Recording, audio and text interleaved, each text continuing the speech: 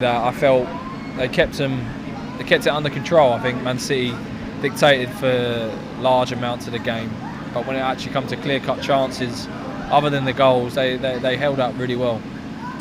Manchester City then obviously bouncing back from that draw last week against Spurs was, even at this early point of the season, they didn't want to be dropping points against their big rivals. But have they made a statement of intent here again? Do you think today that it's their titles and Liverpool are going to have to do really well to try and get it off them? Yeah, I think even the performance against Tottenham, they were really dominant. If that game was played 9 more times in the manner it was, I think Man City win 9 times out of 10. I felt they completely dominated the game, and whenever Man City drop points, you don't want to be facing them next. And it was that game for Bournemouth today. So listen, at the start of the season, for what Bournemouth want to achieve this year and where they want to finish in the league, they wouldn't be looking at Man City as the game to help them with points with that. So confidence-wise, definitely can take a lot of confidence from it. The only disappointing thing is, or the most disappointing thing from the game is losing Charlie Daniels to the injury that looked really hard for him, and I know the players will be really feeling that tonight. Just to mention Kevin De Bruyne and Raheem Sterling, we know the Belgian international, he had a really injury-disrupted season last season. I think he only played 17 Premier League games. But that partnership between himself and Raheem Sterling, how important do you think that's going to be this season? Yeah, definitely. I think for him to have only played the amount of games he did last year, but to have the impact he did whenever he did play, shows the quality that he has. I think a fully fit Kevin De Bruyne will be even better than that. And he showed a lot of glimpses today. The weather was so hot, it must have took a lot out of them players. But him and Sterling, I think Sterling's matured as a player. I think that goes a lot down to Guardiola, but he also has to take a lot of credit for himself. And you look at Man City's team, and it's difficult to pinpoint out one player who you would say is their most threatening player or would be their number one player, because they've got such a good squad where you can't concentrate on or nullify one of their threats, because it comes from all over the pitch. Full-backs, even the centre halves. I said earlier in the commentary, you can't even leave them with too much time on the ball, because they had the ability to pick out players. So I think that's the beauty of this team, that you look at Liverpool and they have 2 or 3 individuals that have to be playing for them to function and for them to be as threatening. But with this team, for Kevin De Bruyne, everyone, he gets a lot of the headlines, but as you say, he didn't play that much last season and they were still so good. So it's such a team game, this Man City team, and that's why they're so hard to stop. Sterling opened up with a hat-trick. He's had a goal then in each game since. It's 5 and 3. And the way he's playing in general play, could he be having his best season? Do you think we may be looking even at a possible nomination for the Player of the Year at the end of the season? Well, I think individual-wise, he'll definitely be wanting to improve on last season, and a lot of people probably thought that wasn't possible. But the way he started this year has shown it is. If he carries on the form that he started to show this season, then yeah, of course he'll get all the accolades come the end. I think he's someone that, as I say, he's matured as a player. As a person off the pitch, he seems like he has.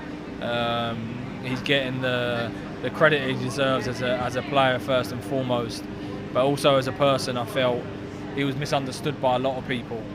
Whenever I've come up against him, he's always shown a level of respect to his opponents.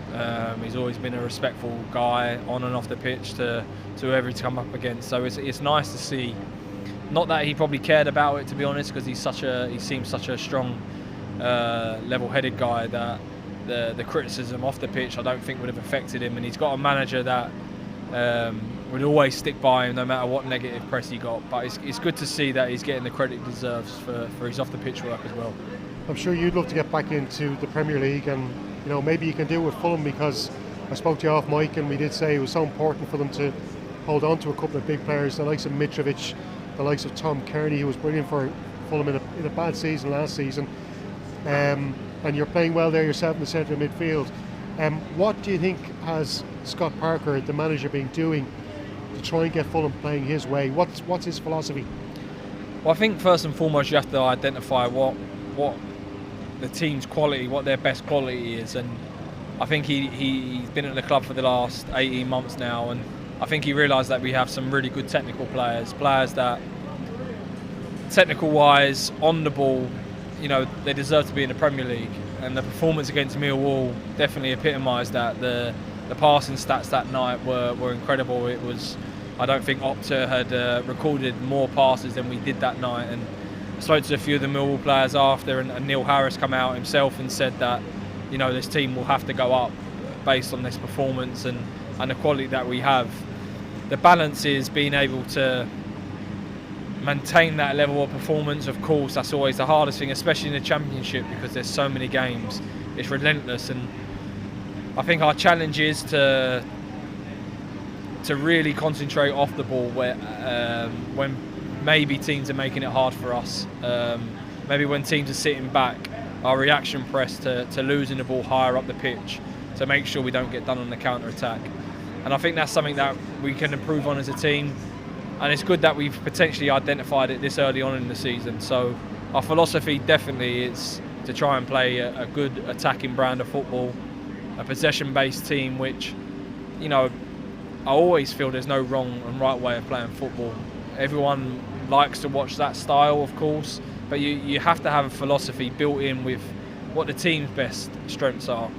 At Cardiff last year, everyone criticised us a little bit for playing a directness, but I truly believe that was the best way that we could get results last year. But Scott's identified this year that keeping the ball and playing that style of football will be our greatest sort of strength and our best sort of way of getting promoted. Is that maybe looking at last season's promotion teams, like when you look at Norwich City, Aston Villa, Sheffield United, they all kind of played a really good passing, attacking style of football, and maybe you wouldn't have got away with that in the Championship 2 or 3 years ago, but it seems to be that there is a possibility to play like that now.